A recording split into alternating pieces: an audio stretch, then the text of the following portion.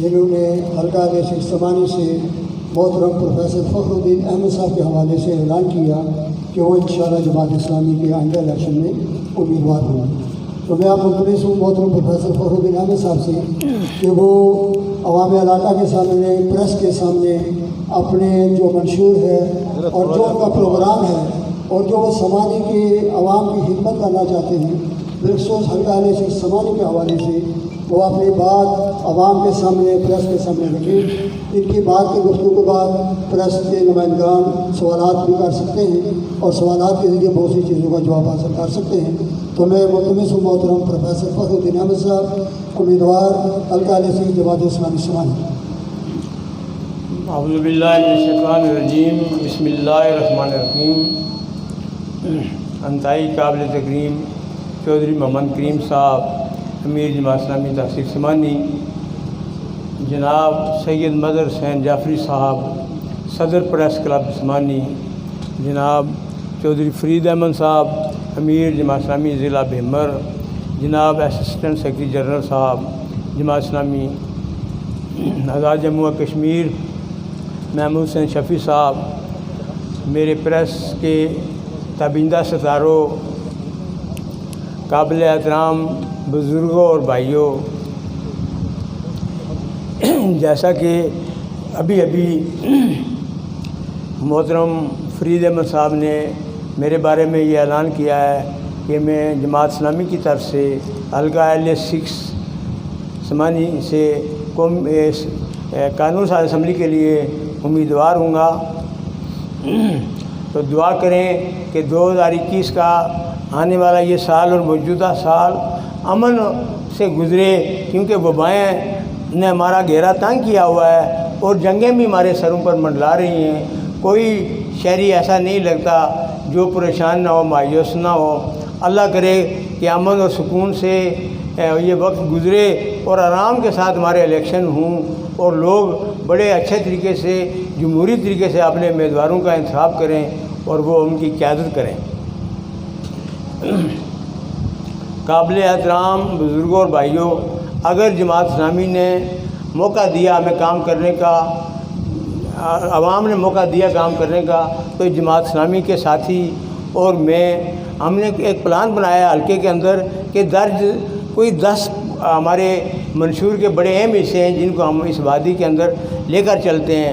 ویسے چھوٹے چھوٹے پوائنٹ تو آگے چلے جائیں بہت بڑھ جائیں گے، لیکن 10 چیزوں کے اندر ہم بہتری چاہتے ہیں۔ اس میں سے نمبر 1 انفراسٹرکچر جو ہے وہ بہتر کیے بغیر ہم آگے بڑھ نہیں سکتے۔ سڑکیں اچھی نہ ہوں، کمیونیکیشن کے سسٹم اچھے نہ ہوں، ٹرانسپورٹ اچھی نہ ہو، موبائل سسٹم، نیٹ سسٹم، یہ چیزیں اچھی نہ ہوں تو ہم کیسے آگے بڑھ سکتے ہیں؟ تو ہمارا پہلا کام یہ ہوگا کہ ہم آئیں یا نہ آئیں، اگر ہم منتخب ہوتے ہیں تو ٹھیک، ادروائز دوسرے امیدواران کے ساتھ مل کر ہم سب سے پہلے وادی سمانی کا انفراسٹرکچر کو بحال کریں گے، بہتر کریں گے اور ٹھیک کریں گے۔ اس کے اندر سب سے اہم چیزیں سڑکیں ہوتی ہیں۔ کوئی 2 درجن کے لگ بھگ سڑکیں ہیں جن کو ہم نے وادی سمانی کے اندر اگر پختہ کر دیا جائے تو تمام دیہات اس کے فائدہ اٹھا سکتے ہیں، اور مرکزی مقامات اور ڈسٹرکٹ اور تحصیل کے مقامات سے ان دیہاتی مقامات کا رابطہ ہو سکتا ہے۔ یہ سڑکیں کچھ پونا سے جاتی ہیں، کچھ جنڈالہ سے جاتی ہیں، کچھ سمانی سے جاتی ہیں اور زیادہ تر چوکی سے جاتی ہیں۔ اس لیے اگر میں ان 24 سڑکوں کو گنوں گا تو خاصا وقت گزر جائے گا۔ آپ کو پتہ ہے کہ ان سڑکوں کا فی الحال کیا حالات ہیں، جگہ جگہ ٹوٹ پھوٹ کا شکار ہیں۔ یہاں تک کہ جو ہماری مین روڈ ہے سمانی سے میرپور کو ملاتی ہے، اس کو بھی دیکھیں کہ جنڈالہ سے آگے پیر گلی تک اس کا کیا حال بنا ہوا ہے۔ تو سمانی کے شہر کے اندر پراپر سڑک ابھی ایک بار جب سے بابا آدم دنیا میں تشریف لائے تھے ایک بار بنی تھی سکندر یاد کے دور میں، اس کے بعد کتنے سال گزر گئے، اب اس کی ریپیئرنگ شروع ہے۔ تو جب تحصیل ہیڈ کوارٹر کے مرکزی مقام کا یہ حال ہے تو دیہاتوں کا کیا حال ہوگا؟ آپ اکثر دیہاتوں میں آتے جاتے ہیں، آپ کو پتہ ہے کہ آپ موٹر سائیکل بھی نہیں چلا سکتے، گاڑی بھی نہیں چلا سکتے، کتنے مشکل حالات میں لوگ رہ رہے ہیں۔ اس لیے ہماری اولین ترجیح یہ ہوگی کہ حکومت کے ساتھ مل کر، عوام کے ساتھ مل کر ہم سڑکوں کو ٹھیک کریں گے اس کے ساتھ ہم ٹرانسپورٹ کا نظام بھی بہتر کریں گے۔ ٹرانسپورٹ کا نظام اتنا برا ہے کہ آپ بیمر سے، میرپور سے، سمانے سے کسی جگہ بھی بیٹھیں، آپ کو گاڑیوں کے اندر، ویگنوں کے اندر جگہ نہیں ملے گی، اور 3 والی، 2 والی سیٹ پر 4 بٹھائے ہوتے ہیں اور 4 والی سیٹ پر 6 بٹھائے ہوتے ہیں۔ کوئی مردوں کا، خواتین کا، بوڑھوں کا، بزرگوں کا کوئی احترام نہیں ہوتا۔ اس چیز کو ٹھیک کرنے کی ضرورت ہے۔ اس کے علاوہ کمیونیکیشن کے جو ہمارے ذرائع ہیں، آپ دیکھیں گے جن کے پاس جو بھی سروس ہے وہ ٹیلی نار کی ہے یا جس کی بھی ہے، لیکن وہ آپ کے کال ہی ملا کر نہیں ملتی، سروس ہی نہیں ہوتی۔ اور جن لوگوں کے پاس وہ نیٹ کی سروس ہے تو نیٹ چلتے ہی نہیں ہے، آن ہی نہیں ہوتے، کہ چلتے ہیں تو اتنی سلو سپیڈ ہے کہ کوئی کام ہی نہیں ہو سکتا۔ ہماری کوشش ہوگی کہ ان سروسز کو بھی ٹھیک کیا جائے۔ پھر سب سے اہم ایشو ہمارا بجلی کا ہے۔ آپ دیکھیں کہ اس وقت آپ بجلی کے بغیر شاید بیٹھے ہوئے ہیں اور آپ کو گرمی محسوس ہو رہی ہے، یا ابھی ممکن ہے کوئی پنکھے چل بھی رہے ہوں لیکن وہ پوری قوت سے نہیں چلتے اور اچانک بند ہو جاتی ہے۔ رات کو بچے سوئے ہوتے ہیں، بجلی چلی جاتی ہے اور پھر ساری رات بوڑھے اور بچے جاگتے ہوئے گزارتے ہیں۔ مختلف علاقوں میں کوئی ان کا شیڈول بھی نہیں ہے کہ کب اس کو بریک کرنا ہے، کب اس کا وہ کیا کہتے ہیں بجلی کا بند، لوڈ شیڈنگ ہوتی ہے، کوئی سکیم نہیں ہے۔ اور پورے پاکستان کی طرح سمانی کا تو حال ہی برا ہے، کیونکہ یہاں کا کوئی والی وارث ہی نہیں ہے۔ یہاں کوئی نہ ڈی سی بیٹھتا ہے، نہ کوئی کمشنر بیٹھتا ہے، نہ کوئی پریزیڈنٹ بیٹھتا ہے، نہ کوئی وزیر بیٹھتا ہے، نہ کوئی ایم ایل اے بیٹھتا ہے۔ کس کے لیے وہ یہاں کریں گے؟ پوری سمانی کے حالات بجلی کے بہت خراب ہیں، اور جب بجلی بلب جلتے ہیں تو موبائل بھی چارج نہیں ہوتا، اتنی کم وولٹیج ہوتے ہیں۔ اور پھر جب بل آتے ہیں تو اس وقت لوگ حیران رہ جاتے ہیں کہ ہم نے استعمال کیا کیا، بل کیا ہوئے۔ اور ہر آدمی کی یہ شکایت ہوتی ہے اوور بلنگ ہو رہی ہے، اوور بلنگ ہو رہی ہے، بل زیادہ ہیں۔ ہمارے یونٹ تو 4000 لکھے ہوئے ہیں لیکن بل تو 10,000 کا آ رہا ہے، 5,000 کا، 4,000 کا، 3,000 کا زائد یونٹ کیوں ڈالے ہوئے ہیں، کیوں زیادہ لوگوں کے؟ اور میٹر ریڈر جاتے ہی نہیں ہیں، انہیں کوئی پوچھتا ہی نہیں ہے۔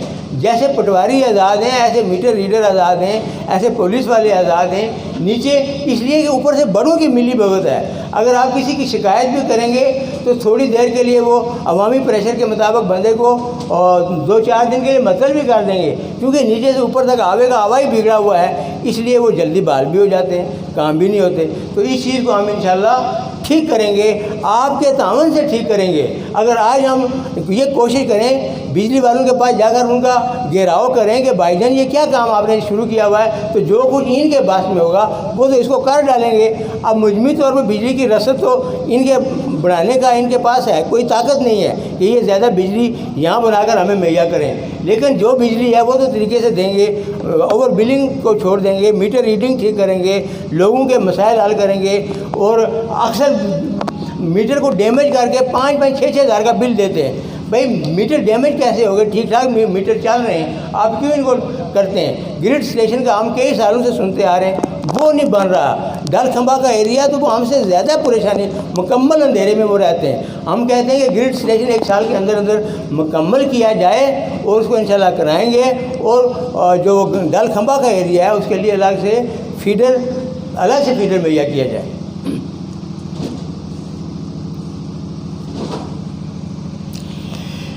اس طرح ہم چوکی ہمارا ایک بڑا قصبہ ہے، اس کے لیے ہم کہتے ہیں کہ ٹاؤن کمیٹی فل 4 بنائی جائے، جیسے سمانی کے اندر ٹاؤن کمیٹی بنائی گئی ہے، اس طرح اس کے مقابلے کے چوکی کے مقابلے کے اور بھی اگر کوئی ٹاؤن ہے تو انہیں بھی ٹاؤن کمیٹی بنائی جائے اور ٹاؤن کمیٹی کے انہیں دیے جائیں۔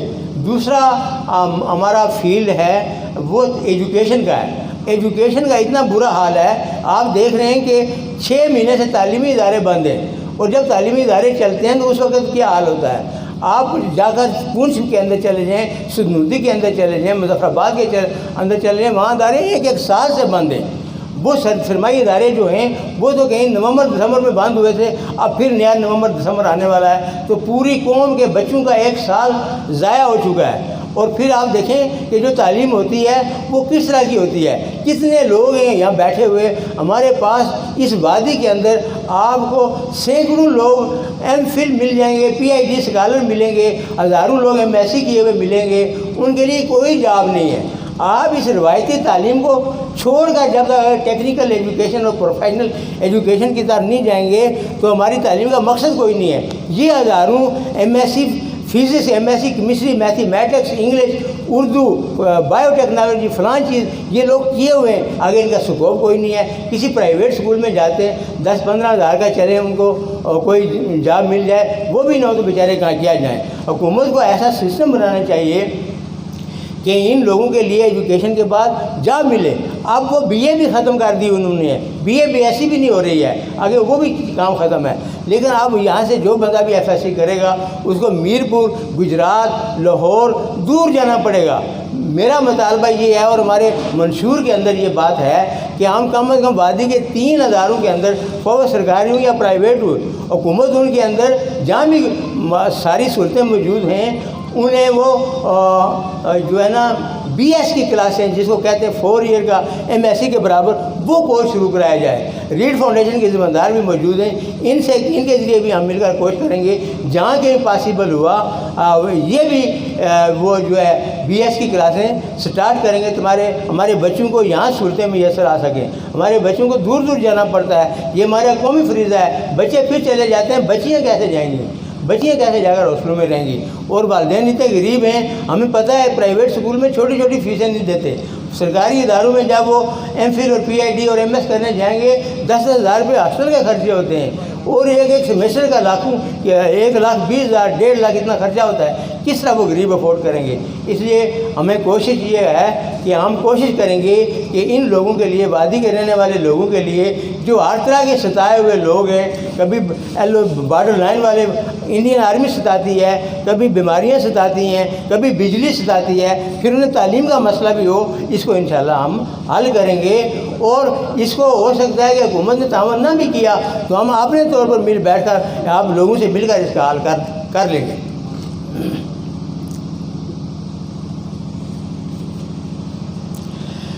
پھر ہمارے بہت سارے ادارے ہیں، حکومت کہتی ہے کہ اچھا جی آپ کو فلاں جگہ میں انٹر کالج دے دیا جی، وہ سدیڑی میں انٹر کالج دے رہے ہیں جی، قابلیے میں دے رہے ہیں جی. بھائی دے رہے ہیں، آپ ایک پرنسپل کی سیٹ اور ایک جونیئر کلاس دے کر انٹر کالج چلاتے ہیں.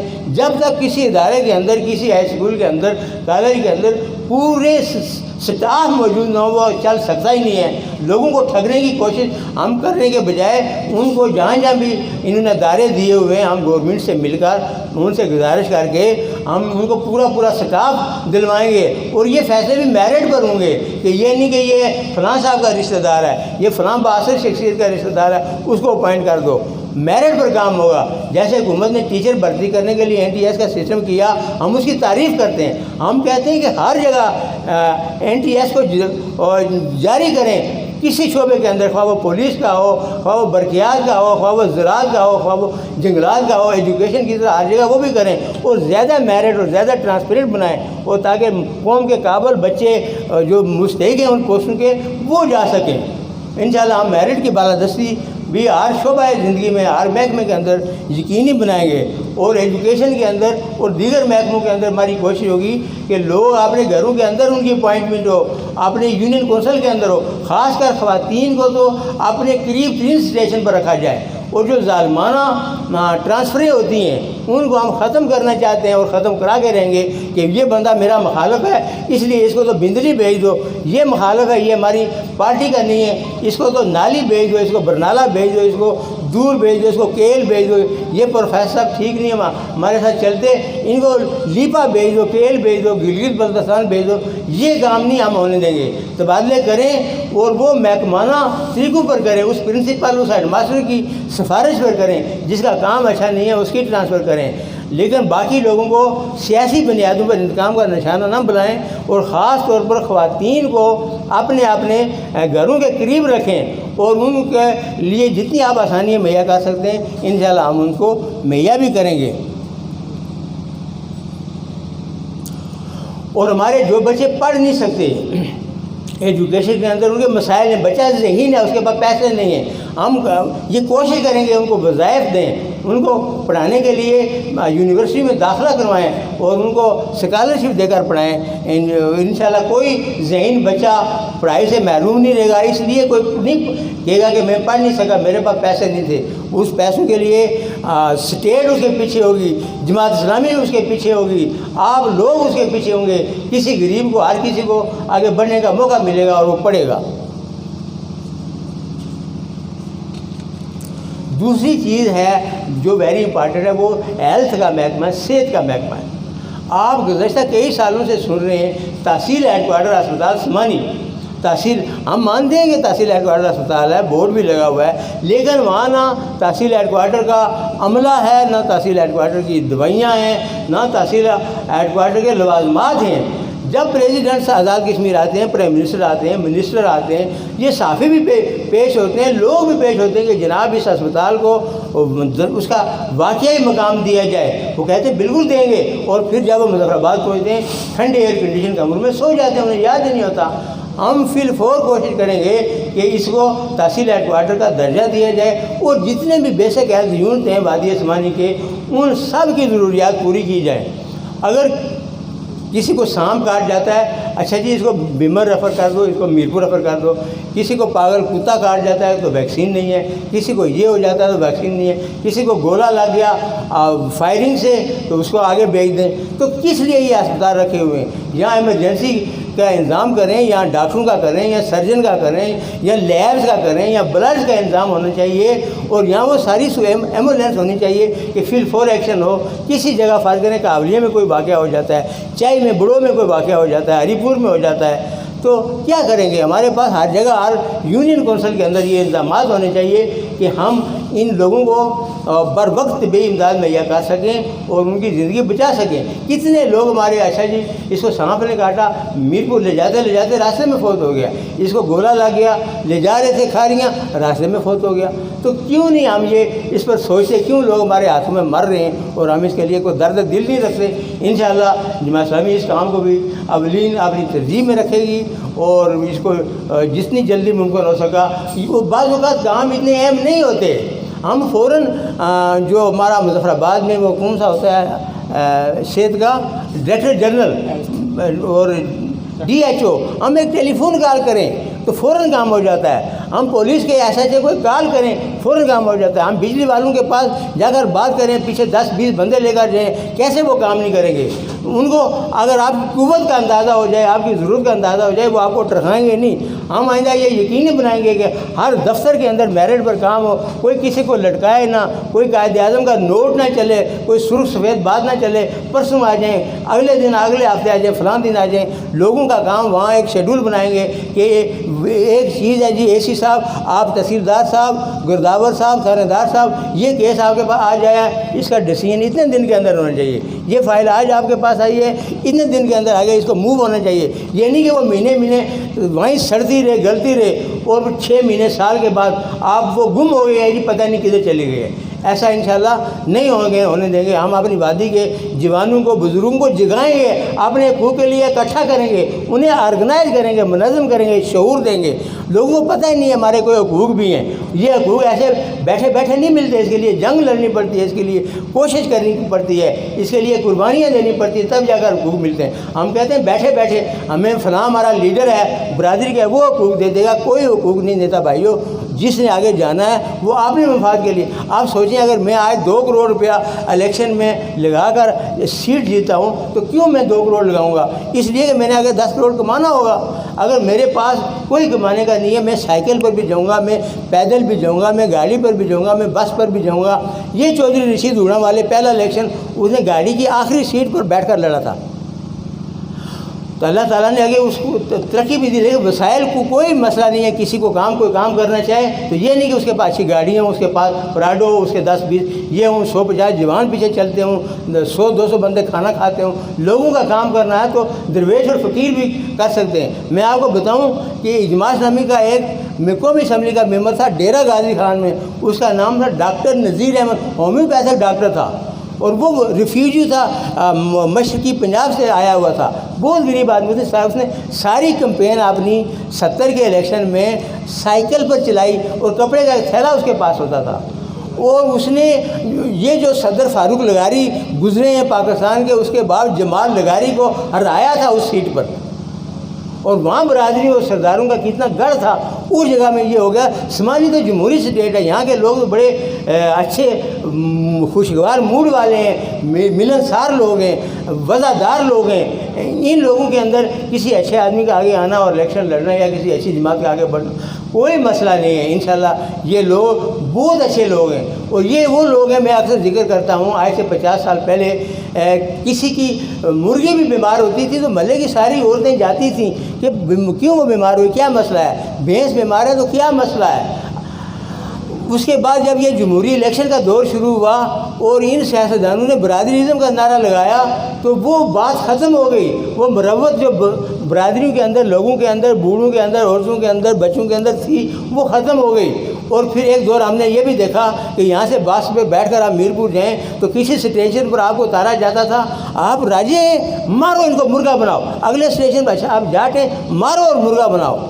ये था सब जब फैला तो हमारी वो पुरानी अखुवत, मोहब्बत, प्यार, वो सारा कुछ ख़त्म हो गया और ये इस सियासी जमहूरी निज़ाम ने ख़त्म किया। इसमें इस जमहूरी निज़ाम का कोई ख़तरा नहीं है, ख़तरा हमारा है। अगर मैं कल भी एक जगह है, हमें माहौल को ठीक करने के लिए इन शापर बैग को ख़त्म करके हमें कपड़े या कागज़ के थैले लाने चाहिए और हम कोशिश करेंगे इसको हुकूमत के साथ मिलकर इसको ख़त्म करें। पाकिस्तान में भी ये बात उठाई गई थी, इसको और ज़ोर शोर से उठाएंगे।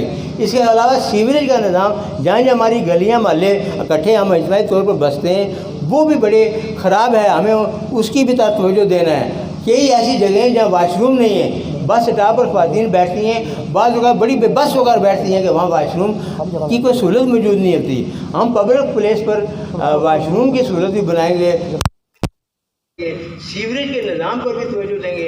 और माहौलियात में सबसे बड़ा अहम जो ख़तरा है, मैं आपको बताता हूँ, मैं अपने कॉलेज के स्टूडेंट्स को भी बताया करता था कि आपको ये चीड़ के दरख्त बताने के लिए बच्चों को ले जाना पड़ेगा केल नीलम कि आओ मैं आपको चीड़ का दरख्त बताता हूँ।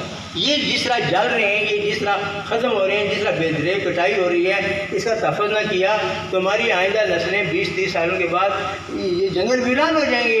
हमारा भारत का फौजी इतना दुश्मन नहीं है जितना खुद हमारे लोगों में चीड़ का दरख्त दुश्मन है। हम बेदरे काटते हैं, जगह साफ़ करते हैं, वहाँ घर बनाते हैं, वहाँ खेती बाड़ी करते हैं, ज़मीन करते हैं, साफ़ करते हैं, फिर आग लगाते हैं। हमारी कोशिश ये होगी कि इन जंगलात को बताया जाए। हम गाँव में कमेटियाँ बनाएंगे, जंगलात के तहफ़्फ़ुज़ के लिए कमेटियाँ बनाएंगे, हम महकमा जंगलात से मिलेंगे, हम अपनी पाक आर्मी से मिलेंगे, हम अपने नौजवानों से मिलेंगे और हम सब मिलकर स्कूलों कॉलेजों के तालिब इल्मों से मिलेंगे। उन कमेटियों के ज़रिए हम अपने जंगलात की तहफ़्फ़ुज़ भी करेंगे और हर साल इंशाल्लाह 1 लाख नए पौधे भी लगाएंगे, नई नर्सरियाँ भी बनाएंगे और अपने इलाके को सरसब्ज़ करेंगे। लोगों को बताएंगे कि जंगल को लकड़ियाँ चूल्हे में जलाने के बजाय आप जलाने के मतबादल ज़राए अख्तियार करें, और भी बहुत सारे ज़राए हैं। और फिर किसी को अच्छा जी वो फूफो फौत हो गई हैं, 4 दरख्त चाहिए चीड़ के, उसके ख़त्म के लिए 40 घंटा के लिए, अच्छा जी बेटे की शादी या 10 दरख्त चाहिए, तो दरख्तों को हम तरह तरह फिर नीलाम करते हैं। यहाँ से रात को ट्रालियाँ भरी हुई जा रही होती हैं गुजरात की तरफ, मुख्तलिफ शहरों में पंजाब के। तो अगर आपने ये चीड़ के दरख्त बाहर भेजने हैं तो मैं मशवरा दूंगा कि यहाँ फर्नीचर की सनत लगाई जाए, यहाँ मेज़ बनाकर, कुर्सियाँ बनाकर, बड़ी बड़ी चीज़ें बनाकर बेचें, तो फिर उस दरख्त की कीमत का भी आपको मज़ा आएगा कि इतने लाख में ये दरख्त बिका है। तो ये काम जो जलाने वाला है या इसको काटने वाला है बेदरेग या इसको स्मगलिंग करने वाला है, इसको ख़त्म करेंगे। हमारे लोग गांव में वो कमेटियाँ बनकर जंगलात का तहफ़्फ़ुज़ भी करेंगे। गर्मी के मौसम में जब आग का सीज़न होता है, गांव के लोग मिलकर वो चीड़ के नीचे जो उसके पत्ते गिरे होते हैं उनको किसी जगह इकट्ठा करके ज़ाया करेंगे ताकि हमारे जंगलात बच जाएँ। ये हमारी कौमी दौलत है, हमें एहसास करना चाहिए कि हमारे जंगलात बच सकें और आग जलाने के दीगर जो ज़राए हो सकते हैं उनको भी हम इस्तेमाल करें।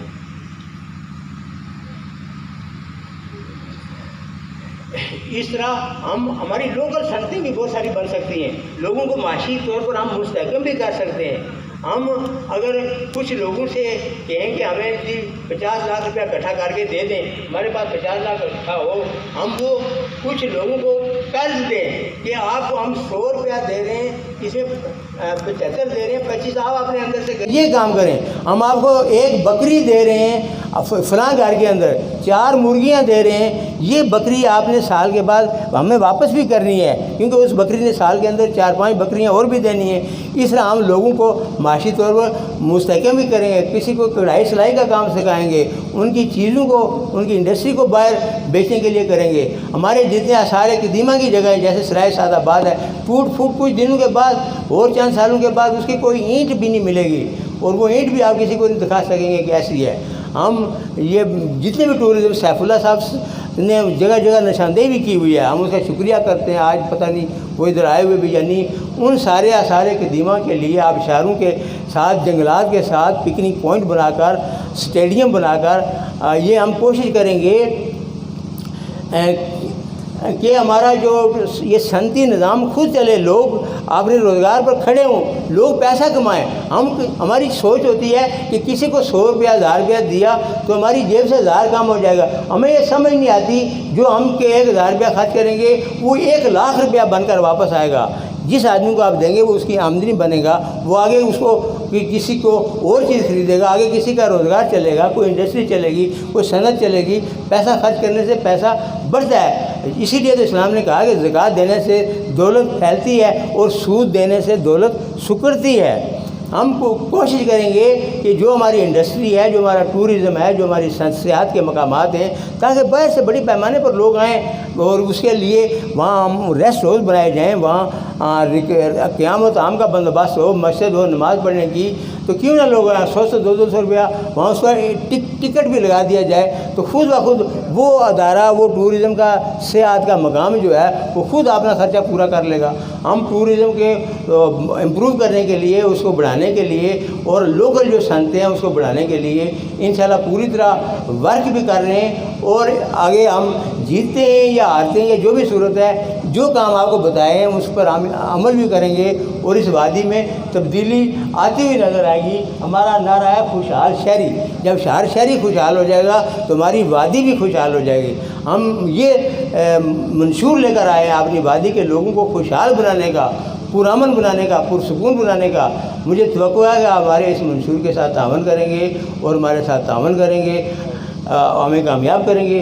अल्लाह ताला हम सब को सच के साथ चलने की, हक़ के साथ चलने की तौफ़ीक़ अता फरमाए। वमा लना इल्लल बलागुल मुबीन। अगर किसी का कोई सवाल है, ज़हन में कोई बात खटती है तो पूछ भी सकते। सवाल मौजूद है, सवाल करने के